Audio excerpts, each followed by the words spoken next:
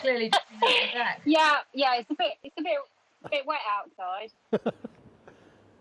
So how's it going? We've got Libby Greenhalgh to speak with you. Hi Libby, how you doing? Hi Pip, I'm good. Hope you're getting on all right down there. Good to see your smiley face as always. Yeah.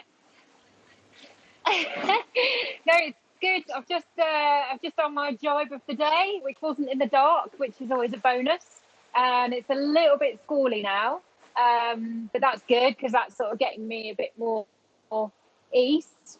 And yeah, just plugging on. Cape Lewin, here we come. Yeah, and you've had some pretty strong calls with doing some jive south on a couple of occasions relative to your group. I mean, they must at times feel painful because obviously you're kind of 90 degrees from where you want to go. But I mean, obviously you've had good reason for it, and they've pulled you back into the fleet, so you must be pretty pleased.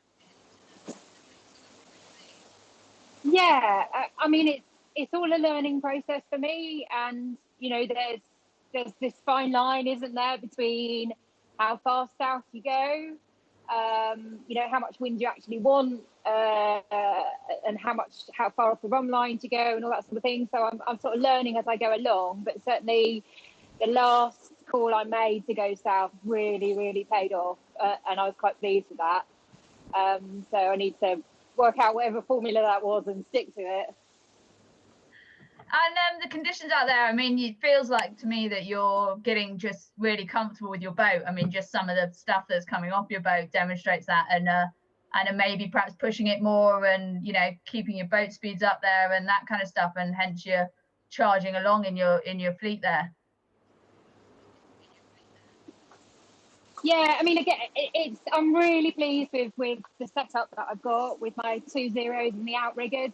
It's a bit of a faff, you know, it's hard work when I change sails, when I change modes, there's a lot to do. You know, it can take me 2 hours to change between modes, but I'm learning where the lines are, and actually the boat likes to be pushed. It's so strong. It's just like a big bull. And it likes to be pushed, and I'm, you know, initially it's quite. There's a lot of anxiety when you're sort of sitting over 20 knots all the time, but I'm getting used to it now. Yeah, well, it's great to see you charging along, and best of luck going on. Pip, I've got a little question for you. I'm loving it. Pip, what's your kind of margin for error? How close do you go to the ice barrier, the exclusion zone? That's a good question. I mean, I've been up against it once, and I think the closest I got was about 15 miles off it, I think, and I was just leaving myself enough room so that if I had an issue, I could run off and take sails down or whatever it was, without worrying about crossing it. This corner's going to be an interesting one, but it looks like it's going to be lighter breeze as we go around the corner. So I think it probably depends on what the weather is as to how close I'm going to go. Okay. And listen, we have a question for you from the internet from Ian, and he's asking, how is your progress going compared to the Ellen MacArthur record that you're hoping to beat? Have you looked? I have.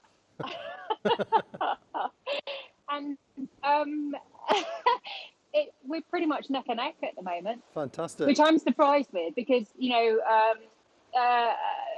a couple of weeks ago when we dropped down into the South Atlantic, it was really slow. We had a really slow week, and so I kind of just went, oh well, you know, I'll just do the best that I can.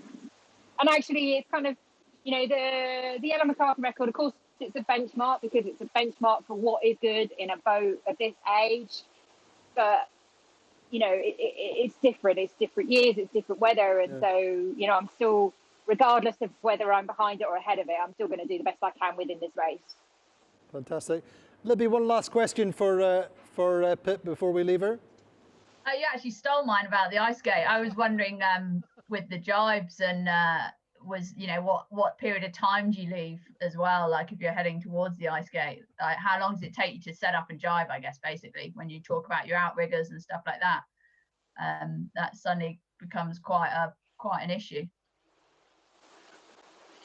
Yeah, it does. Yeah, so it's I guess it takes me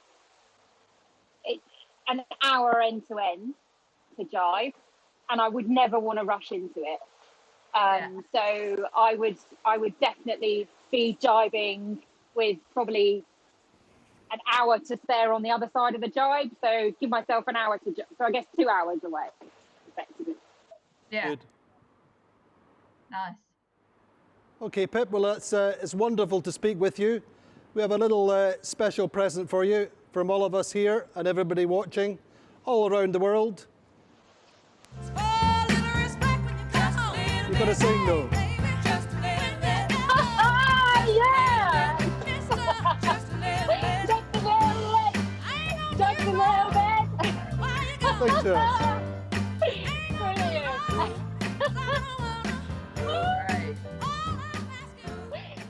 Never a truer word, Pip. Never a truer word. Anyway, have a good day. We'll speak again in a few days.